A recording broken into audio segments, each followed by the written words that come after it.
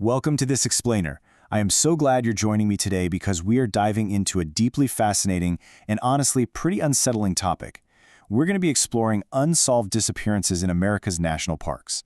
To try and make sense of these mysteries, we're going to visualize this whole thing as an abstract, one-dimensional timeline today. Basically, we're looking at specific points in time where people simply stepped off the map. All right, let's just take a quick look at the roadmap for today. We'll start with Lost in the Parks, then look at 1928, The Missing Newlyweds, jump to 1983, Yosemite's Grisly Discovery, 1996, The Death Valley Vanishing, explore some snow and desert secrets, and finally wrap up with The Unsolved Unknown. Section 1. Lost in the Parks, the scale of the mysteries. Now, to truly wrap our heads around these anomalies, we first have to grasp the sheer massive scale of our national park system. I mean, the very first park was established way back in 1872, and today, there are more than 60 of them covering over 80 million acres of protected land.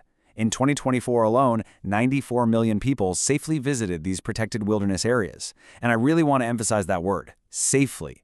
The vast majority of visitors have incredible, totally life-changing experiences because they practice basic wilderness awareness and rigorous trip planning. They stay on the trail, they pack plenty of water, and they respect nature. But that massive cluster of 94 million safe data points contrasts really sharply with this next number. The National Park Service estimates that over 300 people die in the parks every single year. Now, to be clear, the vast majority of these are just tragic accidents, most commonly drowning. The wilderness is incredibly unforgiving, and even a momentary lapse in wilderness awareness can unfortunately be fatal. But as we trace along our timeline today, we find the truly chilling cold cases. The National Park Service actually maintains a list of these. These are the points that simply vanished off the line without any conventional explanation. So let's follow this timeline. Section 2, 1928. The Missing Newlyweds, Glenn and Bessie Hyde. Let's jump back to 1928. Glenn and Bessie Hyde were newlyweds, and they were attempting this super ambitious, record-setting, homemade boat run down the brutal rapids of the Grand Canyon. And their story brilliantly illustrates this incredibly jarring shift from an ambitious expectation to a really chilling reality. The expectation was totally historic.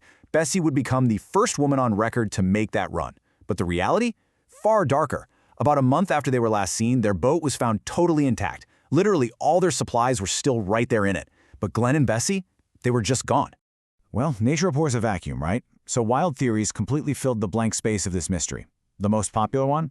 That Bessie actually slew her new husband and escaped to start a totally new life. And it gets even crazier. Heavy suspicion fell on a woman named Georgie Clark, who famously became the first woman to own a commercial rafting business in the canyon. Could she have secretly been Bessie Hyde? When Clark died in 1992, her friends actually found documents relating to the Hydes hidden in her home, including a marriage certificate identifying her as Bessie DeRoz. It's this incredible historical knot that, to this day, remains officially untied. Section 3, 1983, Yosemite's Grisly Discovery, a dark find in the woods. Fast forward to 1983. Imagine a family just enjoying a beautiful, idyllic trip to Yosemite National Park. They're just walking through the woods, and then one of the children stumbles upon something horrific: a severed forearm and hand. I just want to pause for a second to let that grim reality sink in. A child finding a severed hand in a peaceful, beautiful national park. What happened next in the investigation is incredibly frustrating. It took convoluted decades just to figure out who this person even was, because despite massive sweeps at the time, absolutely no other remains were found immediately. Years later, a skull turned up across the road, but it took decades, literally waiting for DNA profiling technology to catch up to finally identify the remains as Patricia Hicks.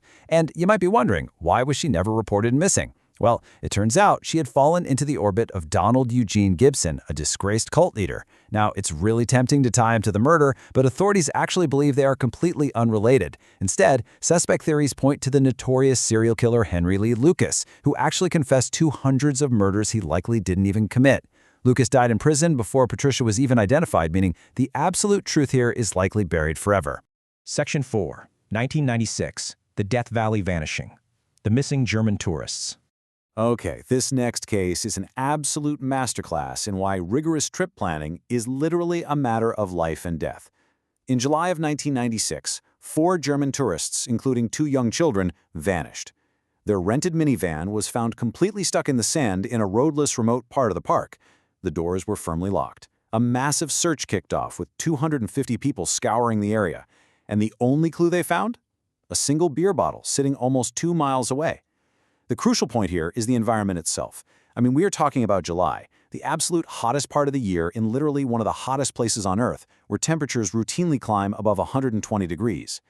When you lack proper wilderness awareness, driving a minivan into a roadless expanse of sand in 120-degree heat instantly removes any margin for error you might have had.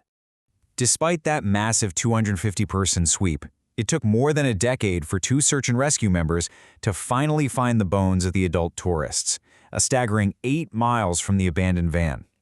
But the most haunting part of this whole thing? While other bones were found nearby, experts couldn't determine if they belonged to the 2 young children. Their fate remains this agonizing, unresolved blank space on our timeline. Section 5.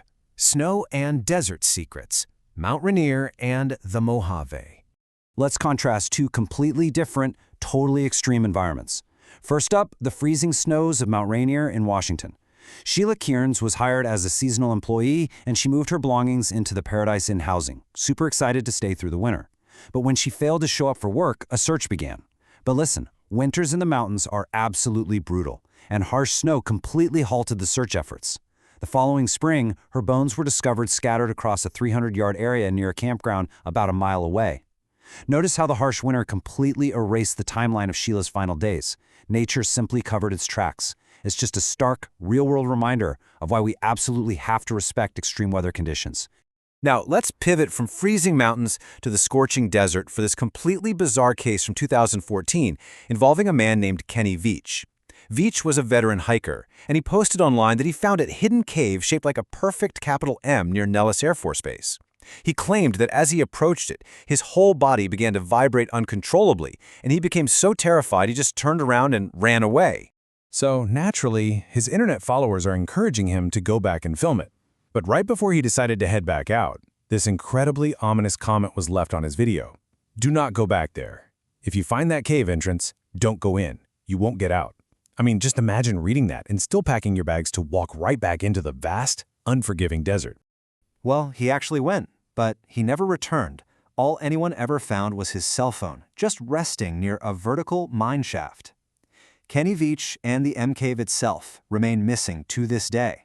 And this, of course, sparked tons of unresolved theories, including a statement from a woman claiming to be his girlfriend who believed he went into the desert to take his own life.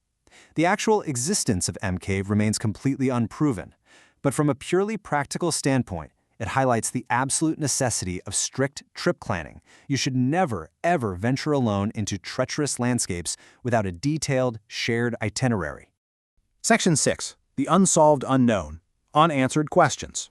So looking at this entire timeline, from the raging rapids of 1928 to the sands of 1996, all the way to a supposedly vibrating cave in 2014, we return to the fact that 94 million people safely enjoy these incredible landscapes every year.